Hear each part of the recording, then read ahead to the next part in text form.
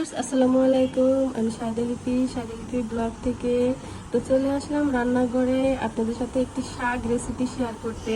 তো আমি আজকে রান্না করব হচ্ছে মিষ্টি কুমড়ার শাক দিয়ে হচ্ছে কাঁঠালের বীজ, আলু এবং চিংড়ি মাছ। তো এগুলো দিয়ে আমি কিভাবে রেসিপিটা করছি সেটা আপনাদের সাথে শেয়ার করছি। তো আমাকে শাক রান্না করতে হলে যেতে হবে ছাদে, কারণ আমি ছাদ থেকে শাক আনবো। তো চলুন আমার সাথে আপনারাও। আপনাদের ভাইয়া মানে সব ধরনের সবজি টবজি কিনবে, ফল ফ্রুট সবই কিনবে, বাট সে কখনো শাক কিনতে চায় না, মানে শাক কিনেই না ধরতে গেলে। তো আমার প্রথম টার্গেট ছিল যে আমি ছাদ বাগানে আগে শাক লাগাবো। তো আমি তাই করছি, মানে বিভিন্ন ধরনের শাক আমি লাগিয়েছি। তো আজকে আমি তো মিষ্টি কুমড়া শাক নিতে আসছি, কিন্তু এসে দেখি কোনটা রেখে যে কোনটা নিব, সব ধরনের শাকই এত সুন্দর হয়েছে মাশাল্লাহ। মনে হচ্ছে এটাও নেই ওটাও নেই, কিন্তু একদিনে তো আর সব ধরনের শাক খাওয়া যাবে না। তো এক এক দিন এক এক শাক নিতে হবে। তো চলুন আমরা মিষ্টি কুমড়ার শাকটা কেটে নিচ্ছি।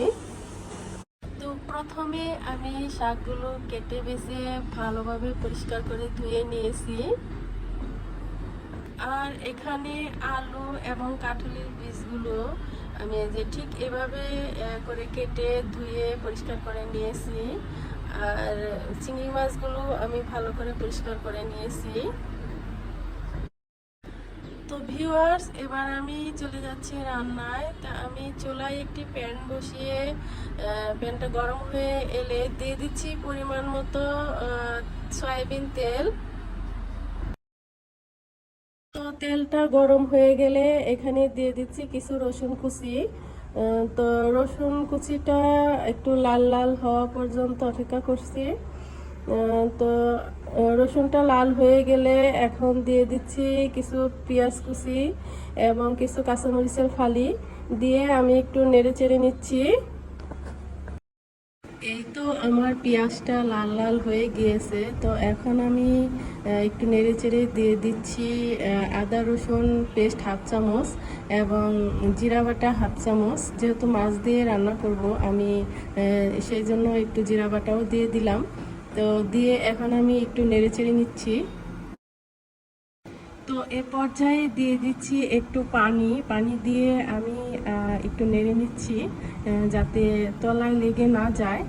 তো এই পর্যায়ে এখন আমি দিয়ে দিচ্ছি 1 চামচ হলুদ মরিচ ধনিয়া গুঁড়া, যা আমি একত্রে মিশিয়ে রাখি। তো দিয়ে আমি একটু নেড়ে নিচ্ছি। দিয়ে দিলাম স্বাদ মতো লবণ। তো লবণ দিয়ে একটু নেড়ে চেড়ে এখন দিয়ে দিচ্ছি চিংড়ি মাছ। তো চিংড়ি মাছ দিয়ে আমি এখন ভালো করে কষিয়ে নেব। তো মাছটা কষানো হয়ে গিয়েছে। তো এ পর্যায়ে আমি সবজিগুলো দিয়ে দিচ্ছি। তো অপেক্ষা করব সবজিগুলো সিদ্ধ না হওয়া পর্যন্ত। এখন আমি ঢাকনাটা খুলে দেখছি সবজিগুলোর কি অবস্থা। তো আমার সবজিগুলো খুব সুন্দরভাবে সিদ্ধ হয়ে গিয়েছে, খুব সুন্দরভাবে কষানো হয়ে গিয়েছে। এখন দিয়ে দিচ্ছি শাকগুলো। তো শাকগুলো দিয়ে আমি একটু ঢেকে দিচ্ছি, কারণ এই শাক থেকে যে পানিটা উঠবে সেটা দিয়ে আমি রান্না করব, এক্সট্রা কোনো পানি দিব না। আর আমি এই শাকটা কোনো ঝোলও রাখবো না, মাখো মাখা টাইপ করে রাখবো। এই পর্যায়ে আমি শাকটা একটু উল্টে পাল্টে নেড়ে নিচ্ছি, তা না হলে শাকগুলো একত্রে দলা পাকিয়ে যাবে। তো দেখুন আমি কিভাবে উল্টে পাল্টে নেড়ে নিচ্ছি।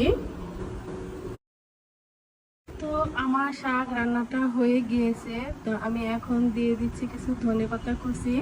তো ধনেপাতা কুচি দিয়ে আমি একটু নেড়ে চেড়ে নিচ্ছি। দেখুন ঝোলটা কেমন গায়ে মাখা মাখা হয়েছে। তো এই পর্যায়ে আমি নামিয়ে নেব। তো আমাকে ফলো করে আপনারাও এভাবে রান্না করতে পারেন। তো আমার রান্নাটা যদি আপনাদের ভালো লেগে থাকে অবশ্যই লাইক কমেন্ট শেয়ার দিয়ে আমার পাশে থাকবেন। ভালো থাকবেন, সুস্থ থাকবেন। আল্লাহ হাফেজ।